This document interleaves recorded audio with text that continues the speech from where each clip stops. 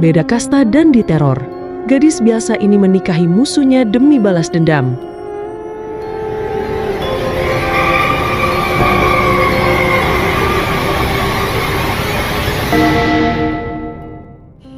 Namaku Lila, 23 tahun.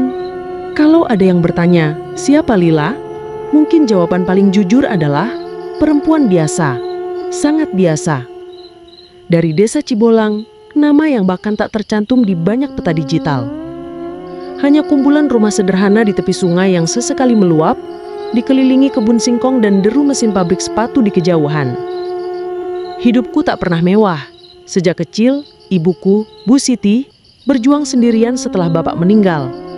Rumah kami kecil, dinding batanya usang, atap sengnya kadang bocor saat hujan lebat. Kami hidup dari hasil kerja keras ibu sebagai buruh tani, dan kemudian dari upahku sebagai buruh pabrik sepatu.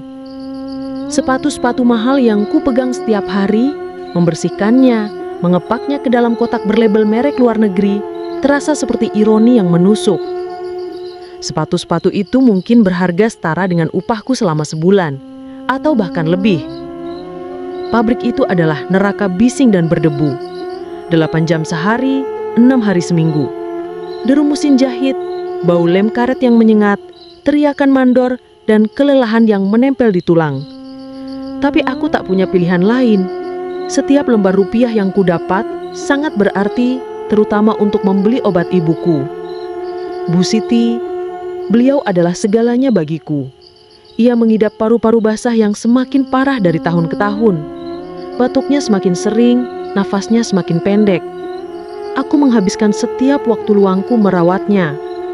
Menyajikan bubur hangat, membantunya duduk, memijat kakinya yang sering bengkak, dan membacakan cerita dari koran bekas. Melihatnya tersenyum adalah satu-satunya oasis di gurun kehidupanku yang gersang. Aku mencintainya lebih dari apapun di dunia ini. Jika ada satu alasan aku terus bertahan, itu adalah dia. Tapi ada oasis lain, oasis yang jauh lebih indah, lebih berkilauan, dan terasa tidak nyata. Itu adalah Rizky.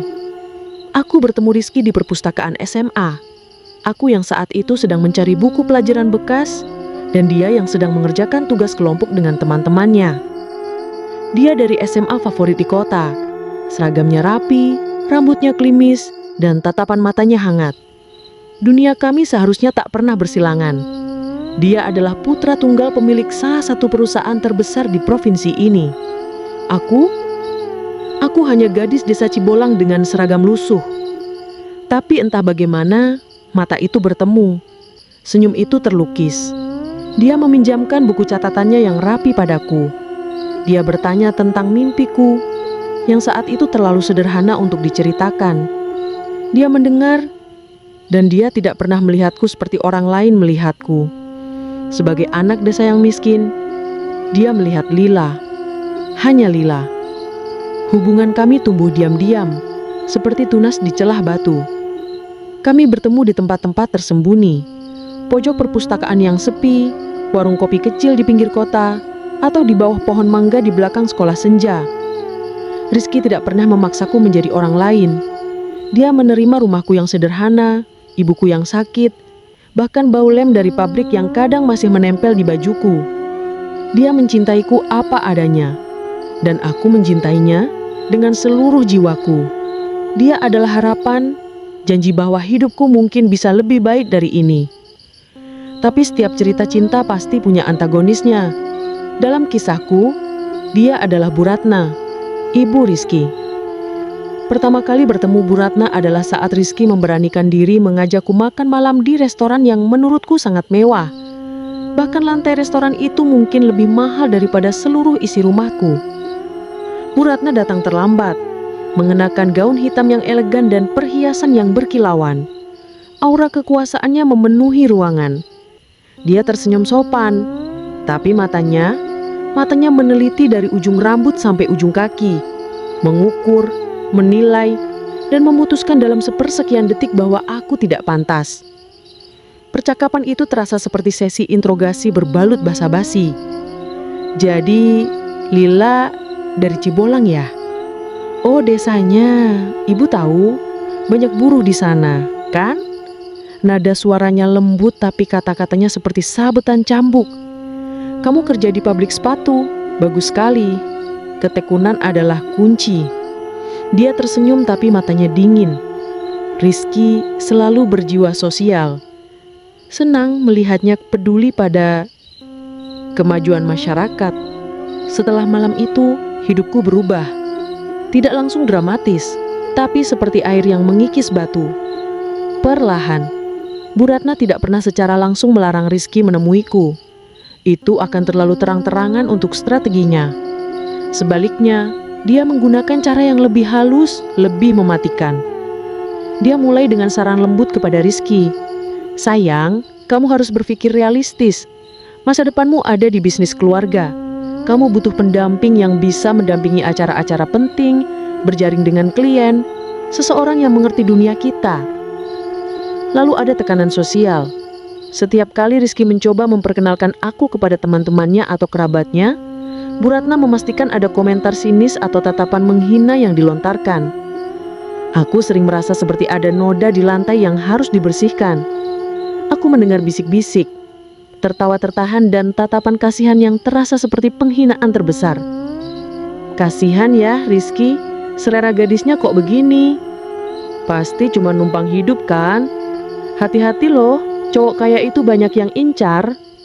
Kata-kata itu sampai padaku entah dari mana. Mungkin dari bibir pelayan di restoran yang sama, atau dari seseorang yang tak sengaja kudengar bicara di pasar. Terasa perih tapi aku mencoba menahannya. Demi Rizky, demi cinta kami. Bu Ratna juga menggunakan koneksinya. Rizky tiba-tiba mendapat tugas keluar kota yang mendadak dan lama. Jadwal kuliahnya dibuat padat di luar kota. Ada tawaran magang prestisius yang mengharuskannya tinggal jauh. Tujuannya jelas, mengurangi waktu kami bersama. Dan tentu saja, dia mencoba mempengaruhi aku. Kadang dia menelpon, bukan ke ponselku, karena aku tidak punya ponsel mahal, tapi ke telepon rumah tetangga yang berbaik hati meneruskan pesan. Dia tidak pernah mengancam secara langsung. Justru dia akan bertanya tentang ibuku dengan nada yang terlalu prihatin, lalu menyisipkan kalimat seperti, "Lila, Rizky itu sangat perhatian pada keluarganya. Dia pasti akan sangat sedih kalau ibunya terus sakit, atau kalau terjadi sesuatu yang tidak diinginkan di rumahmu. Kamu mengerti maksud ibu, kan?" Itu bukan ancaman, tapi bisikan racun yang menempel di pikiranku. Dia tahu titik lemahku adalah ibuku. Dia tahu aku akan melakukan apapun untuk melindunginya. Tapi aku menolak menyerah. Aku melihat ketulusan di mata Rizky. Aku merasakan kekuatannya menggenggam tanganku. Dia berulang kali meyakinkanku bahwa dia mencintaiku dan akan melawan ibunya. "Lila, jangan dengarkan dia. Aku mencintaimu. Kita akan melewati ini bersama." Aku memegang kata-katanya seperti pelampung di tengah badai. Aku percaya pada kekuatan cinta kami. Aku percaya bahwa ketulusan bisa mengalahkan kesombongan dan kekayaan. Siang hari aku berjuang di pabrik. Sore hari aku merawat ibu. Malam hari setelah ibu tidur dengan nafas tersengal, aku sendirian duduk di teras rumah memandangi langit gelap yang bertabur bintang. Satu-satunya kemewahan gratis di dunia ini. Aku memikirkan Rizky, memikirkan Bu Ratna, memikirkan masa depan yang entah bagaimana bentuknya. Desa Cibolang di malam hari biasanya sunyi. Hanya suara jangkrik, sesekali lolongan anjing di kejauhan, dan derit bambu tertiup angin. Suara-suara yang menenangkan, yang sudah kudengar seumur hidup. Namun belakangan ini, malam-malam sunyi itu terasa berbeda. Mulanya hanya perasaan aneh saat aku sendirian setelah ibu tidur. Perasaan seperti ada mata yang mengawasi dari kegelapan di luar jendela. Aku akan menengok tapi tidak ada apa-apa. Selain gelap, bayangan pepohonan bergoyang pelan ditiup angin. Apakah itu hanya ranting? Mungkin angin malam bisa membuat suara aneh, pikirku mencoba meyakinkan diri. Lalu ada suara-suara kecil, suara gesekan samar di dinding kayu rumahku, seperti ada sesuatu yang merayap naik. Aku akan menahan nafas mendengarkan dengan seksama, tapi suara itu akan berhenti saat aku mendengarkan, lalu muncul lagi saat aku mengalihkan perhatian. Suatu malam, aku mendengar suara kerikil dilemparkan ke atap seng. Tang! Hanya satu butir. Aku pikir itu mungkin kucing yang melompat, tapi tidak ada suara langkah atau lompatan sesudahnya. Hanya keheningan yang kembali menyelimutiku, kali ini diwarnai rasa was-was. Malam berikutnya, suara itu terdengar lagi. Kali ini di jendela kamar ibuku. Tik, tik, seperti ujung jari yang mengetuk pelan kaca. Ibuku tidur lelap karena obat, jadi dia tidak mendengar. Aku bangun dari tempat tidur. Jantung berdebar kencang. Aku mengintip dari celah gorden. Tidak ada. Hanya gelap, bayangan pepohonan bergoyang pelan ditiup angin. Apakah itu hanya ranting? Mungkin angin malam bisa membuat suara aneh. Pikirku mencoba meyakinkan diri. Namun, perasaan diawasi semakin kuat. Seperti ada beban tak terlihat yang menekan atap rumah, mengintip dari balik semak-semak di kebun belakang. Suasana damai yang biasanya kurasakan di malam hari perlahan terkikis, digantikan oleh ketegangan yang konstan. Puncaknya terjadi beberapa malam yang lalu. Aku terbangun di tengah malam oleh suara gemuruh pelan di luar. Bukan suara guntur, bukan suara motor lewat. Lebih seperti dengungan rendah yang terus-menerus disertai suara gesekan yang berirama. Aku bangkit, berjalan perlahan ke arah jendela ruang tamu. Cahaya bulan samar menerangi halaman depan. Mataku menangkap gerakan. Dua bayangan bergerak di dekat pintu pagar. Mereka tidak tinggi, mungkin seukuran orang dewasa, mengenakan sesuatu yang gelap. Mereka membungkuk di tanah sejenak, lalu salah satu dari mereka melemparkan sesuatu ke arah rumahku. Ada suara cebur, pelan, di dekat sumur. Jantungku serasa berhenti berdetak. Siapa itu? Pencuri. Tapi apa yang mereka curi dari rumah seperti ini? Aku menahan diri untuk tidak menyalakan lampu atau membuat suara. Aku bersembunyi di balik dinding, menunggu. Bayangan itu berdiri tegak, seolah memastikan lemparan mereka mengenai sasaran. Lalu mereka berbalik dan menghilang ke dalam gelap malam yang pekat secepat mereka muncul. Aku menunggu sampai yakin mereka pergi, sampai suara jangkrik kembali terdengar normal. Dengan gemetar, aku membuka pintu depan sedikit dan mengintip. Tidak ada apa-apa yang terlihat mencurigakan di dekat pintu atau sumur. Mungkin hanya hewan liar atau kenakalan anak muda. Aku kembali masuk, mengunci pintu dan jendela dengan lebih rapat dari biasanya. Aku tidak bisa tidur lagi malam itu. Pikiran-pikiran aneh mulai merayap masuk. Apakah ini ada hubungannya dengan Bu Ratna? Apakah tekanan halus itu mulai berubah menjadi sesuatu yang lebih nyata? Apakah ia menyewa orang untuk mengintimidasi aku? Atau apakah ini bukan ulah manusia? Suara gesekan di dinding, bisikan samar di jendela, semuanya terasa terlalu aneh, terlalu sunyi, terlalu personal untuk sekedar perampok. Perasaan diawasi itu terasa dingin, bukan seperti tatapan manusia biasa. Di bawah cahaya bulan yang masuk dari celah gorden, aku duduk bersandar di dinding memeluk lututku. Udara malam terasa dingin, tapi keringat dingin membasahi punggungku. Aku mencoba meyakinkan diri bahwa ini hanya paranoia, bahwa stres karena ibu dan Bu Ratna membuatku berimajinasi. Tapi bisikan-bisikan kecil yang tak jelas itu, suara-suara aneh dan bayangan di kegelapan, semuanya terasa terlalu nyata untuk diabaikan begitu saja. Malam sunyi di desa Cibolang tidak lagi menenangkan. Mereka kini terasa seperti ladang ranjau di mana setiap suara kecil, setiap bayangan bergerak bisa berarti bahaya yang mengintai.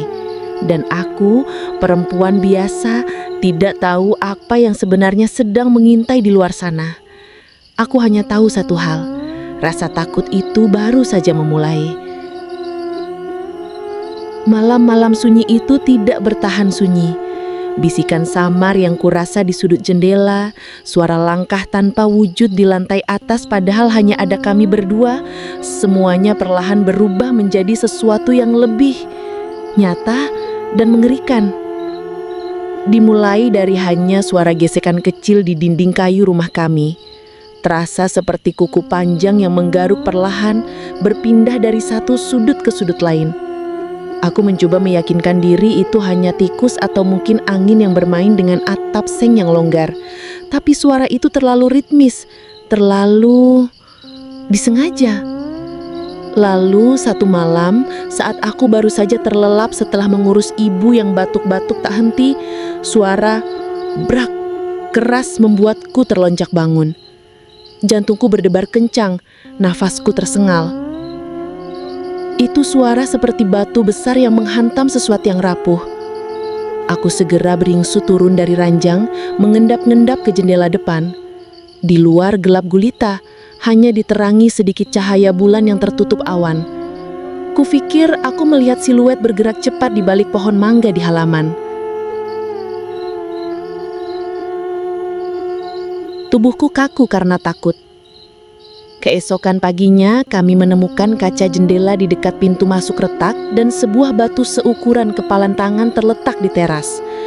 Bukan batu sembarangan, batu itu terasa dingin meskipun matahari sudah mulai naik. Ibu bertanya-tanya, siapa yang tega melempar batu ke rumah orang? Aku hanya bisa diam, pikiran kacau balau. Apakah ini hanya iseng? Tapi perasaan diawasi itu tidak pernah hilang. Teror fisik itu semakin intens. 2 hari setelah kejadian batu, saat aku pulang dari pabrik dan ibu sedang istirahat, aku mencium bau anyir yang menusuk hidung bahkan dari depan pagar. Bau itu pekat, memualkan. Saat aku membuka pintu pagar, aku melihatnya terletak di tengah halaman. Bangkai burung gagak. Bulu-bulunya hitam legam. Matanya kosong menatap langit. Lehernya tampak patah dengan posisi yang aneh. Ada aura dalam di sekelilingnya yang membuatku merinding sampai ke tulang. Aku berteriak kaget. Membuat ibu yang lemah coba bangkit.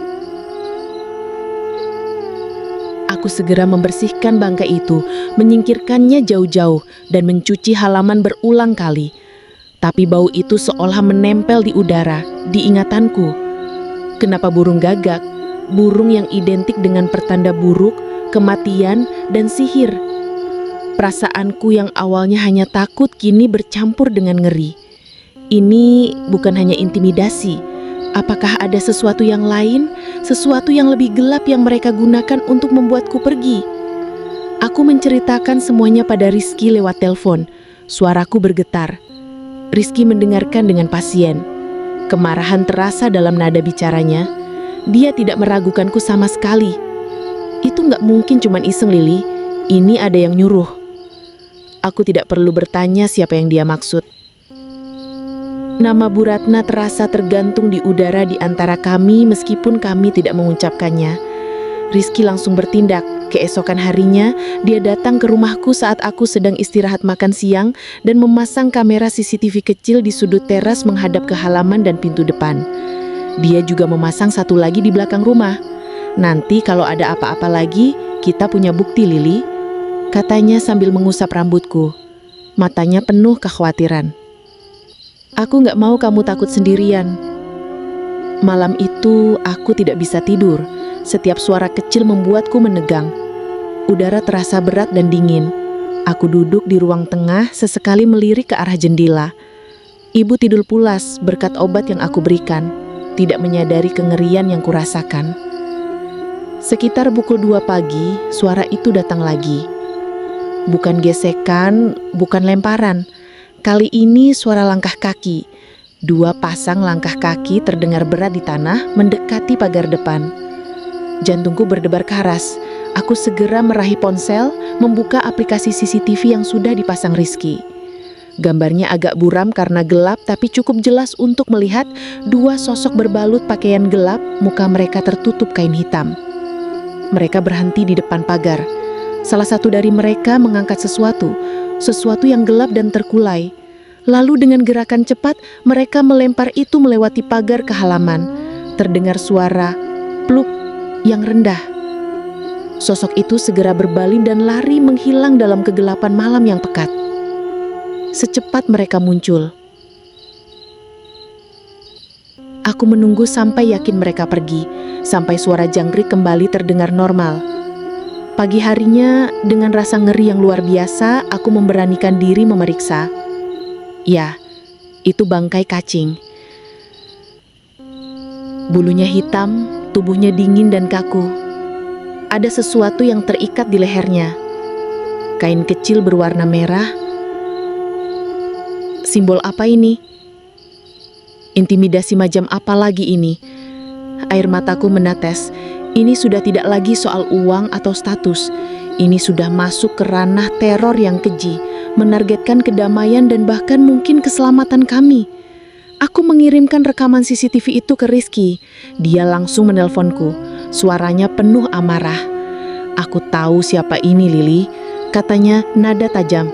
Aku akan bicara sama dia. Ini sudah kelewatan. Aku tidak mencoba menghentikannya. Aku juga ingin ini berhenti. Aku ingin tahu sampai kapan ini akan berlanjut dan siapa yang berani melakukan hal sekeji ini. Rizky menemuinya. Ibunya. Aku tidak tahu persis bagaimana percakapan mereka. Rizky hanya menceritakan garis besarnya padaku.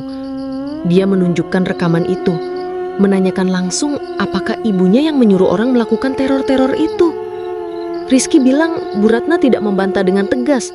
Dia hanya diam, tatapannya dingin dan kosong, persis seperti tatapan burung gagak di halaman. Dia bilang suara Rizky terdengar lelah, seperti baru saja mengangkat beban yang sangat berat.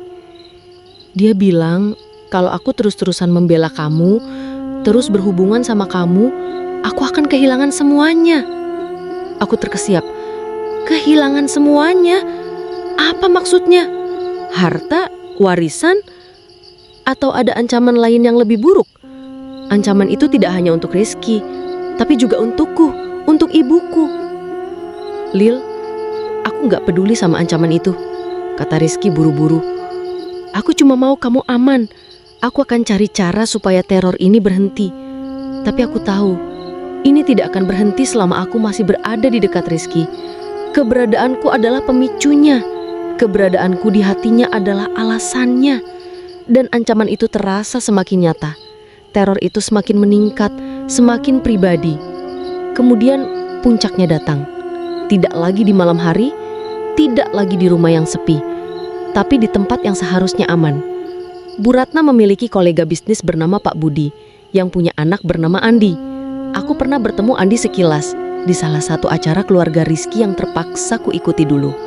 Dia pria yang ramah di permukaan, tapi matanya terasa licik. Suatu sore, aku menerima telepon. Nomor asing. Saat ku angkat, suara seorang wanita yang mengaku sekretaris Bu Ratna berkata bahwa Bu Ratna ingin bertemu denganku secara pribadi di sebuah kafe untuk menyelesaikan masalah di antara kami. Dia menekankan bahwa Rizky tidak perlu tahu dulu, karena ini urusan perempuan ke perempuan. Aku awalnya ragu, tapi ada secuil harapan bahwa mungkin kali ini Bu Ratna akan luluh, atau setidaknya kita bisa bicara baik-baik.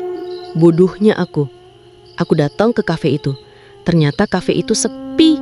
Hanya ada beberapa pelanggan di sudut. Tidak ada Bu Ratna. Hanya ada Andi, duduk di meja yang sudah dipesan. Dia tersenyum ramah saat aku datang. Bu Ratna mendadak ada urusan mendesak, Lila. Dia minta aku menemanimu dulu. Mau minum apa? Aku merasa ada sesuatu yang tidak beres, tapi aku tidak punya pilihan selain duduk. Kami bicara sebentar basa-basi. Andi mulai mengajukan pertanyaan-pertanyaan yang tidak nyaman tentang hubunganku dengan Rizky, tentang kondisiku. Dengan senyum yang semakin melebar membuatku semakin tidak nyaman. Dia bilang tempat ini terlalu ramai dan mengajakku pindah ke ruang VVIP di belakang kafe yang katanya lebih tenang untuk bicara. Dengan ragu, aku mengikutinya. Ruangan itu memang sepi, tertutup. Begitu kami masuk, Andi segera mengunci pintunya dari dalam. Senyum ramahnya menghilang seketika. Matanya berubah, tatapannya menjadi tajam dan merendahkan. Dia mulai berjalan mendekatiku, perlahan, seperti predator yang mengincar mangsa. Jadi ini gadis miskin yang membuat Rizky buta. Suaranya rendah dan serak, bukan suara ramah yang tadi. Tidak istimewa sama sekali. Aku mundur perlahan, jantungku berdebar tak karuan. Ada apa ini, Andi? Suaraku bergetar. Dia tertawa kecil, tawa yang dingin dan sinis. Ini adalah pelajaran untukmu, Lila. Pelajaran tentang di mana tempatmu. Pelajaran agar kau tahu akibatnya jika berani berurusan dengan keluarga seperti mereka. Dia terus mendekat. Aku bisa mencium bau alkohol dari nafasnya. Aku tahu apa yang akan terjadi. Panik menguasaiku. Aku berteriak, mencoba membuka pintu tapi terkunci. Andi menarik tanganku dengan kasar. Aku melawan, berontak sekuat tenaga. Aku menendang, memukul, berteriak minta tolong. Meskipun aku tahu tidak akan ada yang mendengar di balik pintu tebal ini. Andi kuat, tapi kepanikanku memberiku kekuatan tambahan.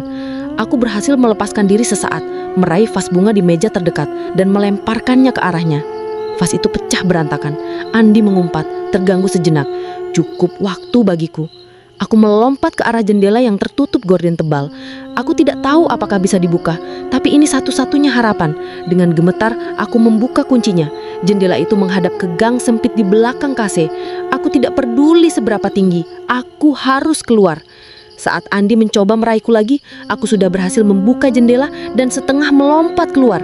Kakiku mendarat keras di tanah, pergelangan kakiku terasa sakit. Aku tidak berhenti, aku lari sekencang-kencangnya menyusuli gang sempit itu menuju jalan raya. Tidak peduli dengan tatapan orang-orang yang melihatku lari sambil terisak dengan pakaian acak-acakan. Aku lari pulang, masuk ke rumah, mengunci pintu dan ambruk di lantai, menangis histeris. Ibu terbangun, kaget melihatku.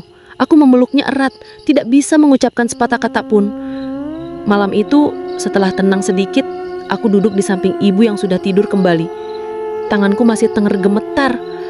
Gambar mata licik Andi, suara ancaman Bu Ratna, bangkai-bangkai di halaman, semua teror itu berkelebat di benakku. Aku melihat ibu yang tertidur pulas, wajahnya lelah tapi tenang. Aku tidak bisa terus hidup seperti ini. Aku tidak bisa mempertaruhkan keselamatan ibu. Teror ini tidak akan berhenti selama aku masih menjadi target utama mereka. Dan aku menjadi target utama karena Rizky. Keputusan itu menyakitkan, bagai pisau yang merobek hatiku. Tapi aku tahu itu satu-satunya cara. Demi ibu, demi diriku.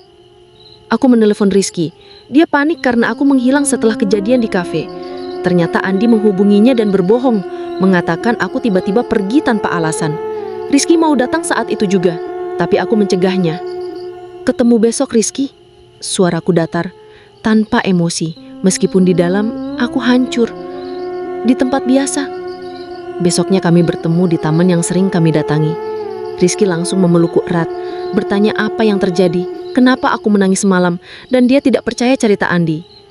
Aku menarik diri dari pelukannya. Lila, ada apa? Wajahnya penuh kebingungan. Aku menatap matanya yang selalu penuh cinta untukku. Air mata kembali menggenang di mataku. Tapi aku menahannya. Aku harus kuat. Untuk terakhir kalinya. Kita harus berhenti, Rizky. Berhenti apa? Berhenti ketemu. Kenapa? Apa yang terjadi? Berhenti semuanya. Kataku, suaraku serak. Kita putus, Rizky. Wajahnya pucat basi. Dia menggelengkan kepala seperti tidak percaya dengan apa yang didengarnya. Putus?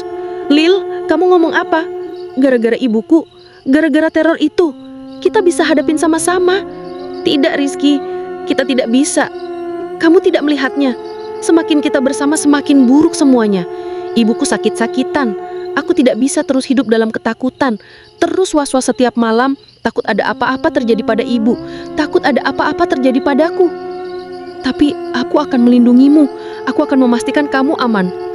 Kamu tidak bisa, balasku pahit. Selama aku di sisimu, aku adalah kelemahanmu. Aku adalah target mereka. Dan mereka tidak akan berhenti sampai aku menghilang.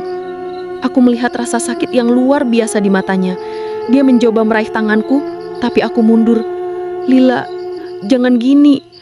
Aku cinta kamu. Aku juga mencintaimu, Rizky. Justru karena itu, aku harus pergi. Aku tidak bisa membiarkan kamu kehilangan semuanya karena aku. Aku tidak bisa membiarkan ibu atau diriku terluka lebih parah. Aku menarik napas dalam-dalam. Aku tidak kuat lagi, Rizky. Aku lelah dikejar, lelah ditakut-takuti, lelah merasa tidak aman. Aku butuh kedamaian. Dan kedamaian itu hanya bisa kudapatkan jika aku tidak lagi jadi alasan mereka menyerang. Jadi kamu menyerah? Tanyanya Suaranya pelan, penuh kekecewaan yang menusuk. Aku tidak menjawab. Menyerah? Mungkin. Atau mungkin ini adalah bentuk perlawanan terakhir yang aku miliki. Mengambil kendali atas kehancuran ini sendiri daripada menunggu mereka menyelesaikannya. Aku berbalik, tidak sanggup lagi menatap matanya yang terluka. Setiap langkah menjauh terasa seperti mematahkan tulangku sendiri. Aku berjalan pergi meninggalkan cinta pertamaku, satu-satunya kebahagiaan dalam hidupku di taman itu. Aku tidak tahu apa yang akan terjadi selanjutnya. Aku hanya tahu mulai sekarang aku sendirian. Teror mungkin akan berhenti. Tapi apa yang harus aku lakukan sekarang tanpa Rizky, tanpa harapan yang dia berikan? Bagaimana aku bisa melindungi ibu? Bagaimana aku bisa hidup tenang? Masa depan terasa seperti jurang yang gelap dan aku baru saja melompat masuk ke dalamnya. Tapi di dasar jurang itu, jauh di dalam kegelapan, kurasa ada sesuatu yang mulai tumbuh. Bukan rasa takut, tapi rasa dingin. Rasa dingin yang berbahaya, rasa dingin yang siap membalas. Aku berjalan menjauh dari Rizky. Dari taman itu yang tadinya adalah tempat perlindungan kami, kini terasa seperti kuburan cinta pertama. Langkahku berat, namun bukan hanya karena kesedihan. Ada determinasi dingin yang baru saja lahir di dalam diriku. Aku tidak lagi ingin lari, aku ingin berbalik dan menghancurkan apa yang telah menghancurkanku. Mereka telah mengambil segalanya, ketenangan ibuku, kebahagiaanku, dan Rizky. Kini, aku akan mengambil balik kendali dengan cara yang tidak pernah mereka duga. Teror di rumah kami memang berhenti. Malam-malam kembali sunyi, terlalu sunyi. Seperti jeda sebelum badai yang lebih besar. Sehari setelah aku memutuskan hubungan, keluarga Andi datang ke rumah. Bukan untuk meminta maaf atas ulah biadab anak mereka. Oh tidak, dunia mereka tidak bekerja seperti itu. Mereka datang dengan wajah penuh keprihatinan palsu, membawa parsel buah-buahan mahal dan solusi. Solusi itu adalah Andi. Ayah Andi, seorang pria gemuk dengan senyum licin, berbicara tentang menjaga kehormatan dan memperbaiki keadaan. Seolah insiden itu adalah kecelakaan kecil yang bisa ditutup dengan pernikahan. Ibuku yang sakit hanya bisa menatapku dengan cemas. Mereka tahu, aku tahu, semua orang tahu, ini bukan tentang kehormatan, ini tentang kekuasaan, tentang keluarga Andi yang menunjukkan bahwa mereka bisa mendapatkan apapun yang mereka inginkan, bahkan setelah mencoba menghancurkan seseorang. Atau mungkin ini adalah langkah kedua Bu Ratna. Setelah gagal memisahkanku dari Rizky dengan teror dan percobaan permekosaan, yang aku yakini sepenuhnya adalah ulah mereka, kini mereka mencoba mengikatku dalam sangkar. Dan aku menerimanya. Keputusan itu terasa asing di lidahku, pahit seperti racun. Namun di saat yang sama, memberikan kekuatan aneh. Aku melihat kilatan keheranan di mata ayah Andi, senyum samar di bibirnya yang mengisyaratkan kemenangan. Mereka pikir aku menyerah. Mereka pikir aku hanya gadis desa bodoh yang terpojok. Biarkan saja mereka berpikir begitu. Pernikahan itu berlangsung sederhana, bahkan terkesan buru-buru. Tidak ada perayaan besar, hanya akad nikah di rumah Andi yang luas dan dingin. Aku mengenakan kebaya putih yang terasa seperti kain kafan, menatap lantai marmer yang memantulkan bayangan diriku yang kosong. Rizky tidak datang. Aku tidak berharap dia datang. Perpisahan kami adalah luka terbuka yang mungkin tidak akan pernah sembuh. Namun kini aku menundukkannya ke dalam diriku, mengubahnya menjadi bahan bakar. Rumah Andi adalah labirin keheningan. Kamar-kamar luas, perabotan mewah yang terasa seperti pajangan museum, dan staf rumah tangga yang bergerak tanpa suara. Mata mereka selalu terlihat sedikit waspada. Aku, Lila, buruh pabrik sepatu dari Cibolang, kini tinggal di sini. Di ranjang yang terlalu besar, di ruangan yang terlalu sunyi. Andi, dia berubah, sedikit. Di depan orang tuanya atau di ruang publik, dia berperan sebagai suami yang perhatian, meskipun ekspresinya terasa kaku dan senyumnya tidak pernah mencapai matanya. Saat kami sendirian, dia sering menatapku dengan tatapan yang membuatku merinding. Tatapan yang sama seperti malam itu di taman. Tapi dia tidak pernah menyentuhku. Mungkin dia diperingatkan, mungkin dia masih merencanakan sesuatu.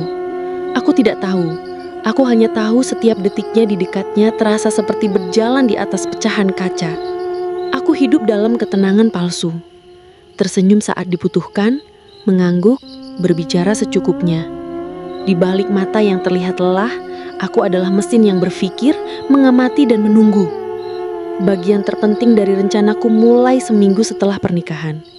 Aku harus menghubungi Sisi Purnama.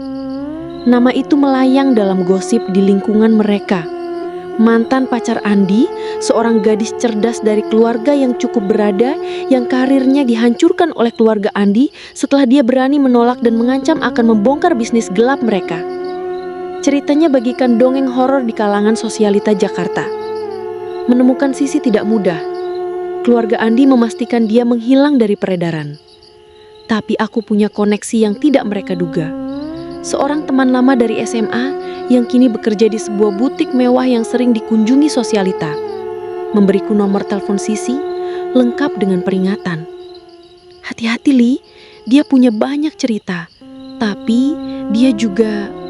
Temanku tidak menyelesaikan kalimatnya itu. Aku mengirim pesan, singkat. Saya Lila, istri Andi yang baru. Saya perlu bicara dengan Anda. Balasannya datang 2 hari kemudian. Alamat sebuah kafe kecil di pinggiran kota yang jauh dari keramaian dan jam pertemuan. Rahasia. Sisi ternyata lebih kurus dari yang aku bayangkan. Matanya cekung, namun sorotnya tajam, penuh bara yang sama dengan yang kurasakan di dadaku. Dia datang dengan pakaian sederhana, jauh dari kesan glamor yang mungkin pernah dia miliki. Jadi, katanya, suaranya serak. Kamu masuk ke dalam kandang? Mereka yang menarikku masuk, balasku tenang, dan aku memutuskan untuk tidak melawan saat ditarik. Lebih mudah keluar dari dalam. Dia tertawa getir. Bodoh atau berani, atau keduanya? Terdesak. Aku menjelaskan situasiku. Teror, Rizky, ibuku yang sakit, percobaan pemerkosaan dan pernikahan paksa ini. Aku tidak melebih-lebihkan atau mengurangi. Aku hanya memaparkan fakta. Dan tujuanku, aku ingin mereka membayar. Kataku menatap langsung ke matanya. Untuk semua yang mereka lakukan. Padaku, pada ibuku, pada Rizky, dan pada orang lain. Aku berhenti sejenak. Seperti kamu. Wajah Sisi mengeras. Aku sudah mencoba. Mereka terlalu kuat. Terlalu banyak koneksi. Sendirian ya, aku setuju. Tapi bagaimana kalau tidak sendirian? Pertemuan itu adalah awal dari aliansi rahasia kami. Sisi ternyata menyimpan harta karun yang luar biasa. Dia tidak hanya diancam, dia juga secara diam-diam mengumpulkan bukti selama berbulan-bulan sebelum usahanya digagalkan.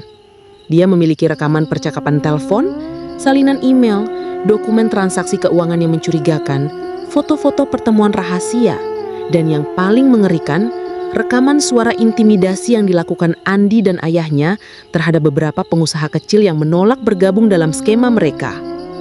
Ada juga bukti suap kepada pejabat. Semua ini dia berikan kepadaku secara bertahap, melalui pertemuan rahasia di tempat-tempat umum yang berbeda, atau menitipkannya melalui kurir tak dikenal yang dia percaya. Kenapa kamu tidak menyerahkannya ke polisi? Tanyaku suatu kali, sambil memeriksa tumpukan dokumen itu yang membuat tanganku gemetar.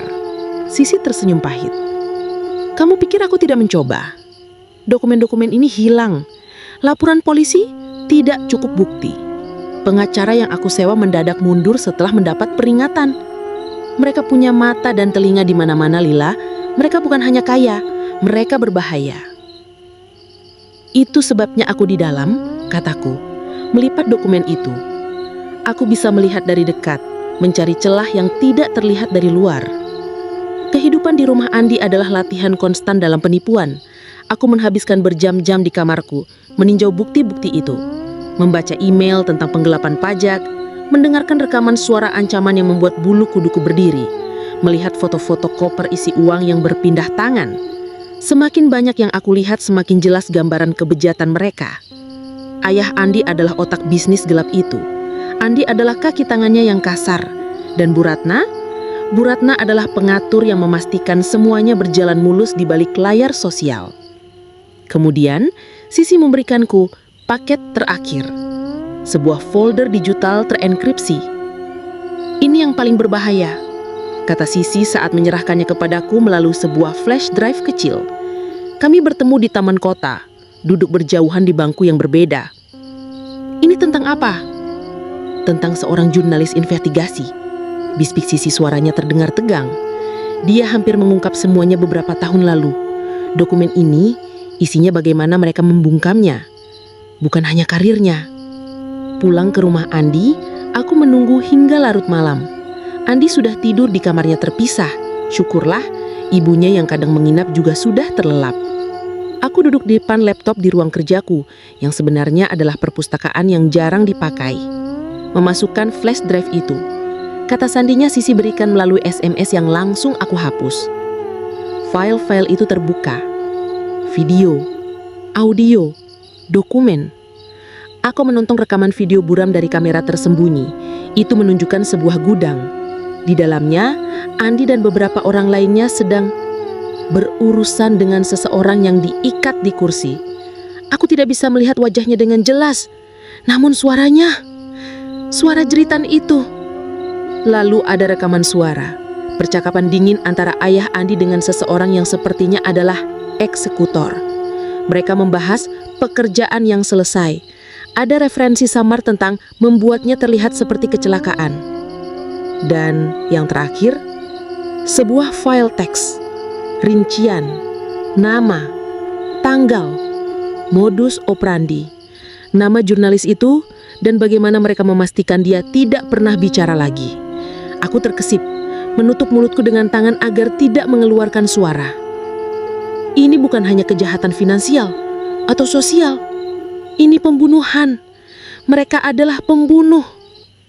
Darah terasa mengalir dingin di nadiku. Aku sudah tahu mereka kejam, namun ini adalah level kekejaman yang berbeda. Dan aku, Lilah, buruh pabrik sepatu, kini memiliki bukti itu. Bukti yang bisa mengirim mereka semua ke penjara seumur hidup, atau bahkan lebih. Aku menatap layar laptop pada wajah dalam rekaman video itu yang tampak tidak menunjukkan penyesalan sedikit pun. Aku berpikir tentang ibuku yang takut, tentang Rizky yang terluka, tentang Sisi yang kehilangan segalanya, dan tentang jurnalis tak dikenal ini yang harus membayar dengan nyawanya. Bara di dadaku kini menyala menjadi api neraka. Ketakutan hilang, digantikan oleh amarah yang membakar. Mereka akan membayar. Mereka harus membayar. Untuk semuanya. Aku mulai menyalin file-file itu ke beberapa lokasi penyimpanan yang berbeda. Mengunggahnya ke cloud pribadi yang aman. Mengirimkan beberapa ke alamat email anonim yang akan aku sebar nanti. Aku harus sedia. Begitu bukti ini keluar, tidak ada jalan kembali. Hidupku akan berubah selamanya. Mungkin menjadi lebih berbahaya. Tapi aku tidak peduli lagi. Aku sedang asik dengan pekerjaan ini. Jemariku lincah bergerak di keyboard. Otakku merencanakan langkah selanjutnya. Siapa yang akan aku kirimi ini dulu? Media? LSM? Langsung ke tangan hukum? Ketika aku mendengar suara. Bukan suara dari luar. Suara dari dalam rumah. Suara langkah kaki. Di atas lantai. Perlahan. Tidak seperti langkah staf rumah tangga. Terlalu berat. Terlalu disengaja. Jantungku berdebar kencang. Ruang kerja ini ada di lantai dasar. Di sudut rumah yang sepi. Lampu yang menyala di sini adalah satu-satunya tanda kehidupan. Langkah itu semakin dekat, turun tangga, satu persatu. Setiap ketukan terasa seperti palu yang menghantam gendang telingaku. Aku membepu diri. Laptop masih terbuka di depanku, menunjukkan video mengerikan itu. Flash drive masih tergeletak di meja. Suara itu berhenti, tepat di depan pintu ruang kerja. Pintu itu terkunci, tapi tidak terkunci. Hening mencekam. Aku bisa mendengar degup jantungku sendiri memekakkan telinga. Apakah aku terkunci? Apakah aku aman? Tidak, aku tidak aman. Aku di dalam sarang mereka. Sebuah tangan perlahan memutar kenop pintu. Aku menatap pintu itu dengan mata melebar. Siapa? Andi? Ayah Andi? Bu Ratna? Seseorang lain? Kenop pintu itu berputar penuh. Hengselnya berderit sepeluah sedikit saat diputar ke dalam, cukup untuk melihat sepotong siluet dalam kegelapan lorong. Aku tidak bisa melihat wajahnya, hanya bentuk tubuhnya yang besar menghalangi cahaya remang dari luang lain. Udara terasa dingin. Kemudian, siluet itu bergerak, melangkah ke dalam cahaya remang-remang ruang kerja itu. Mataku terpaku di ambang pintu. Itu bukan Andi, bukan ayah Andi, bukan Bu Ratna. Sosok itu berdiri di ambang pintu, menatap aku. Matanya tidak menunjukkan emosi apapun. Aku mengenali wajah itu, salah satu pengawal pribadi yang sering terlihat di sekitar ayah Andi, pria berotot dan pendiam yang selalu berada di bayang-bayang. Dan di tangannya, dia memegang ponselnya. Layar ponsel itu menyala, menunjukkan rekaman CCTV. Rekaman itu memperlihatkan ruang kerja ini, malam ini. Aku duduk di depan laptop dengan file-file itu terbuka. Mereka tahu. Pria itu mengambil langkah lain ke dalam ruangan, menutup pintu di belakangnya dengan suara klik yang final.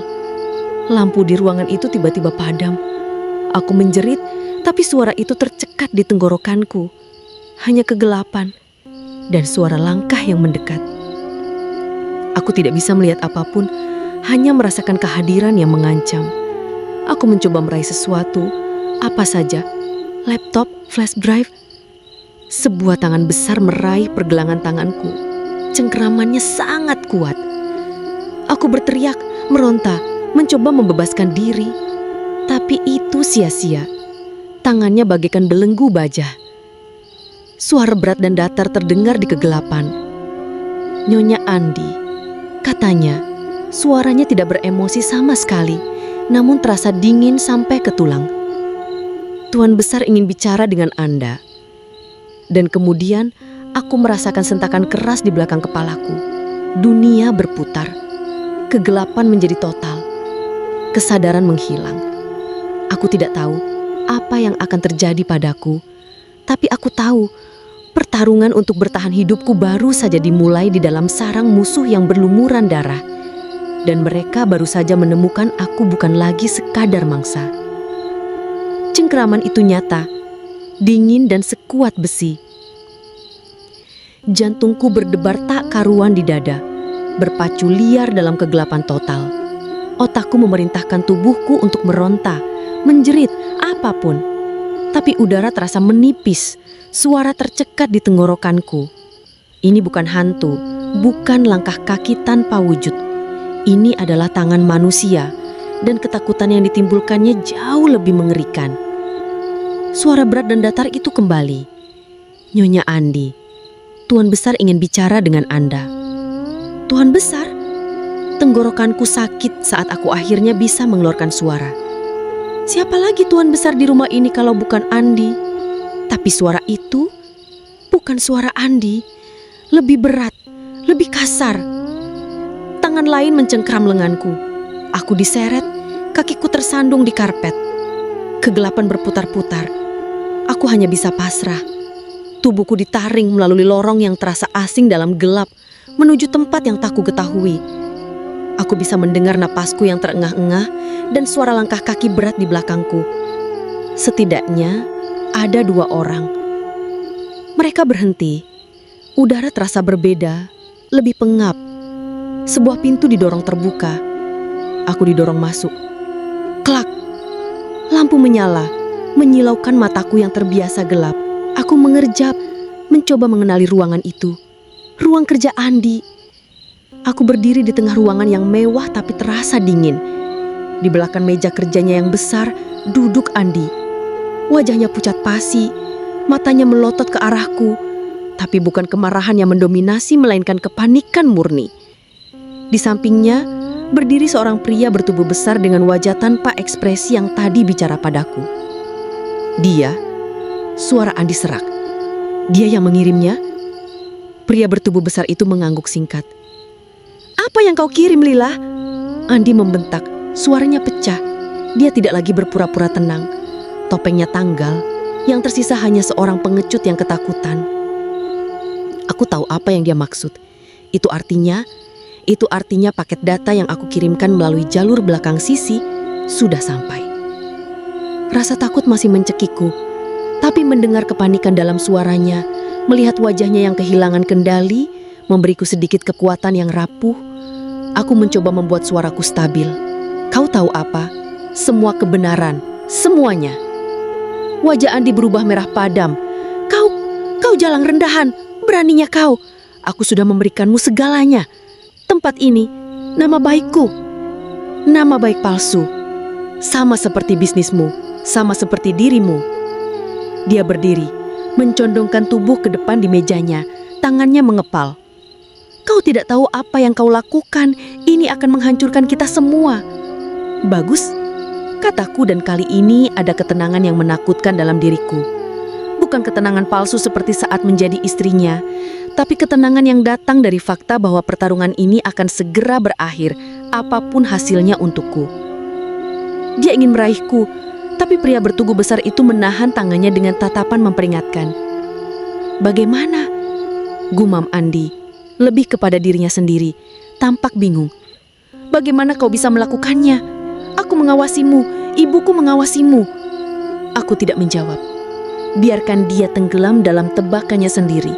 Biarkan dia tahu bahwa perempuan biasa yang dia remehkan itu ternyata memiliki akal dan sekutu yang tak pernah dia duga. Aku hanya menatapnya. Tatapanku setenang permukaan air, tapi di dalamnya bergejolak badai yang siap menghantam. Tiba-tiba, ponsel di meja Andi berdering nyaring. Dia menatap layarnya, wajahnya semakin pucat. Dia ragu sejenak sebelum mengangkatnya. Ya Bu, suaranya bergetar. Aku hanya bisa mendengarkan percakapan satu arahnya. Kata-kata terputus-putus. Apa? Bagaimana? Bisa? Media? Iya, saya mengerti. Tapi suara Bu Ratna dari ujung telepon terdengar samar, tapi nadanya tinggi, penuh amarah dan keputusasaan. Percakapan itu berlangsung singkat. Andi menurunkan ponselnya, tangannya bergetar. Dia menetapku lagi. Matanya dipenuhi campuran kemarahan dan kebencian yang dingin. Kau sudah menghancurkan semuanya. Pria bertubuh besar di sampingnya menggerakkan dagunya ke arah pintu. Kita harus pergi, Tuan, sekarang. Andi menatapku untuk terakhir kalinya, tatapan yang menjanjikan balas dendam yang mengerikan. Kau akan menyesalinya, Lila. Kau akan menyesal. Brak. Pintu ruangan itu dibuka paksa dari luar. Sekelompok pria berjaket hitam dengan tulisan polisi di punggung mereka menyerbu masuk. Andi Wijaya, atas nama hukum Anda ditahan atas tuduhan penipuan investasi skala besar dan pencucian uang. Andi tersentak. Pria bertubuh besar di sampingnya berusaha menghalangi tapi dengan cepat dilumpuhkan. Andi sendiri tampak lumpuh karena terkejut. Dia tidak melawan saat borgol dipasang di pergelangan tangannya. Tatapannya masih terpaku padaku, tapi kini ada kekalahan mutlak di sana. Aku berdiri membeku, menyaksikan semua ini terjadi begitu cepat. Polisi mengantar Andi keluar. Saat dia melewati ambang pintu, aku bisa mendengar keributan di lantai bawah. Suara-suara panik, langkah kaki terburu-buru. Kerajaan yang dibangun di atas kebohongan runtuh di sekelilingku. Aku ditinggalkan sendirian di ruang kerja yang mewah itu bersama pria bertubuh besar yang juga sudah diborgol. Dia menatapku tanpa emosi. Aku tidak takut lagi padanya. Teror nyata telah tiba dan itu menimpa orang yang seharusnya dilindunginya. Seorang polisi lain masuk. Dia melihat ke arahku, lalu kepada pria itu. Anda Nyonya Andi? Aku mengangguk. Anda baik-baik saja? Tanyanya nada suaranya sedikit lebih lunak. Ya, jawabku. Suaraku masih sedikit bergetar. Tapi itu karena luapan adrenalin yang mulai mereda. Kami mendapat laporan tentang penahanan ilegal di sini, kata polisi itu. Dia mengangguk ke arah pria itu. Juga terkait dengan penipuan ini. Anda aman sekarang? Aman. Kata itu terasa asing di lidahku setelah berbulan-bulan hidup dalam ketegangan. Mereka mengurus pria itu. Aku hanya berdiri di sana, memproses semua yang terjadi. Malam purnama ini memang sakral, seperti yang Sisi katakan. Malam yang akan mengubah segalanya. Setelah memberikan kesaksian singkat dan memastikan keselamatanku, aku diizinkan pergi. Rumah besar itu terasa dingin dan sepi, bahkan saat masih banyak polisi yang bergerak di dalamnya. Aku tidak mengambil apapun milik Andi. Tidak ada yang kumiliki di sana, selain beban masa lalu. Aku hanya berjalan keluar, ke malam di bawah cahaya bulan purnama yang terang. Aku kembali ke Cibolang, kembali ke rumah sederhana yang dulunya terasa mencekam, kini terasa seperti surga perlindungan. Ibuku terkejut melihatku. Wajahnya yang kurus diterangi kelegaan dan air mata. Dia lebih lemah dari sebelumnya. Tapi melihatku selamat, melihatku kembali, memberinya kekuatan baru. Aku merawatnya dengan penuh kasih. Memasak bubur hangat, mengganti kompres, membacakan buku kesukaannya. Suara langkah kaki di malam hari kini hanya milikku atau tetangga yang ramah. Tidak ada lagi teror, tidak ada lagi bayangan. Rumah ini kembali menjadi tempat yang damai. Berita tentang kejatuhan keluarga Andi dan Bu Ratna menyebar dengan cepat. Surat kabar lokal dipenuhi laporan. Investor palsu yang kehilangan segalanya menuntut ganti rugi. Andi menghadapi banyak tuntutan hukum. Sementara itu, Bu Ratna, kejatuhannya lebih sunyi, tapi tak kalah telak. Dengan semua bukti suap dan intimidasi yang tersebar, reputasinya hancur lebur. Teman-teman elitnya berpaling, tidak ingin terkena dampaknya. Keluarganya sendiri, yang selalu mendewakan kekuasaan dan citra, malu dan menarik diri darinya. Dia ditinggalkan sendirian di rumah besar yang terlalu luas. Aku mendengar kabar dari Sisi sesekali. Dia juga memulai hidup baru, menggunakan pengalaman buruknya untuk membantu korban penipuan lain. Dia menghubungkan aku dengan beberapa pengrajin sepatu lokal yang kesulitan, dan kami bersama-sama memulai usaha kecil.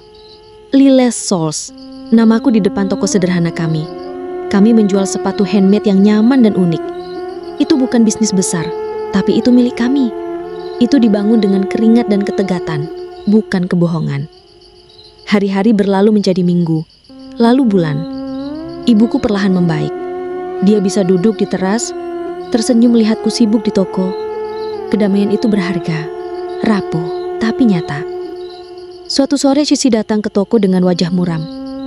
"Lila, aku dengar kabar, Bu Ratna." Aku menatapnya, sudah menebak kelanjutannya. Dia ditemukan meninggal di rumahnya, sendirian, sudah beberapa hari. Ada keheningan panjang di antara kami. Aku tidak merasa lega, tidak merasa puas, hanya rasa kosong yang aneh. Perjuangan panjang ini telah berakhir, dan salah satu pihak yang kalah tidak ada lagi. Aku menghadiri pemakamannya. Tidak banyak orang, hanya beberapa kerabat jauh dan pegawainya yang loyal. Suasana hening, dingin.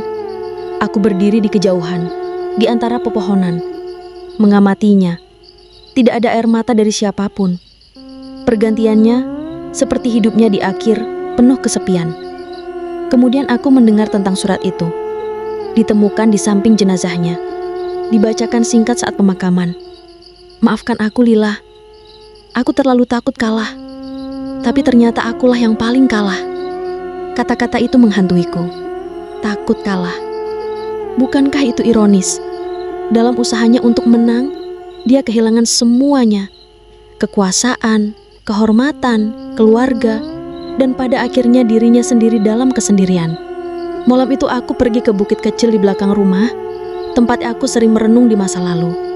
Bulan purnama bersinar penuh di langit hitam menerangi jalan setapak dan pepohonan. Aku duduk di sana, merasakan udara malam yang dingin di kulitku. Aku berpikir tentang semua yang telah terjadi. Teror, ketakutan, rencana balas dendam, aliansi tak terduga, kemenangan pahit dan akhirnya kematian ini. Aku bisa saja membiarkan kebencian itu mengakar, membiarkan rasa sakit itu mengubahku menjadi orang yang kejam sama seperti mereka. Aku bisa saja merayakan kejatuhan mereka dengan penuh kegembiraan. Tapi aku tidak merasakan itu. Aku merasakan beban yang terangkat, ya. Tapi juga kesedihan untuk kehidupan yang sia-sia dan hati yang penuh ketakutan. Aku tidak ingin mewariskan itu. Aku tidak ingin siklus ini berlanjut. Aku menatap bulan, menarik nafas dalam-dalam. Sumpahku, bisiku keheningan malam. Suaraku terbawa angin sepoi-sepoi. Bukan untuk membalas, tapi untuk berhenti menjadi korban. Aku bersumpah untuk membangun hidupku sendiri. Dengan jujur, dan dengan kekuatan diri. Aku bersumpah untuk melindungi orang-orang yang kucintai. Aku bersumpah tidak membiarkan ketakutan orang lain mengubahku menjadi monster. Aku bersumpah untuk menemukan kedamaian dalam diriku sendiri. Aku duduk di sana untuk waktu yang lama, hanya bernafas, merasakan angin dan menatap bulan. Masa lalu adalah bayangan yang panjang, tapi itu tidak mendefinisikanku lagi. Aku selamat. Aku menang. Bukan dengan menghancurkan orang lain, tapi dengan menolak untuk dihancurkan. Rizky, aku dengar akhirnya pindah ke luar negeri setelah semua yang terjadi. Keluarganya hancur, dan dia butuh awal yang baru. Kami tidak pernah bertemu lagi, tapi kami berpisah baik-baik melalui pesan singkat. Dia meminta maaf atas apa yang dilakukan ibunya. Dan aku mengatakan bahwa aku mengerti. Cinta kami indah, tapi mungkin memang tidak ditakdirkan untuk bertahan dalam badai seperti itu. Aku tidak menyesali itu. Andi, aku dengar dia masih menyangkal kesalahannya, menyalahkan orang lain. Beberapa orang memang tidak pernah berubah. Bu Ratna meninggal dengan penyesalan yang terlambat. Dan aku membangun kembali, batu demi batu, jahitan demi jahitan, dengan ibuku di sisiku dan Sisi sebagai partnerku. Aku menemukan kekuatan yang tidak pernah kukira ku miliki. Kekuatan untuk memaafkan, untuk melepaskan, dan untuk memilih kedamaian. Aku, Lila, perempuan biasa dari desa Cibolang, telah melawan bayangan-bayangan itu. Dan aku berdiri, tidak sebagai pembalas, melainkan sebagai simbol bahwa perempuan bisa melawan ketidakadilan dan kekejaman, tanpa harus menjadi kejam. Akhir ceritaku bukanlah tentang kemenangan yang kejam, melainkan tentang ketenangan yang ditemukan setelah badai. Dan itu bagiku adalah akhir yang paling tuntas.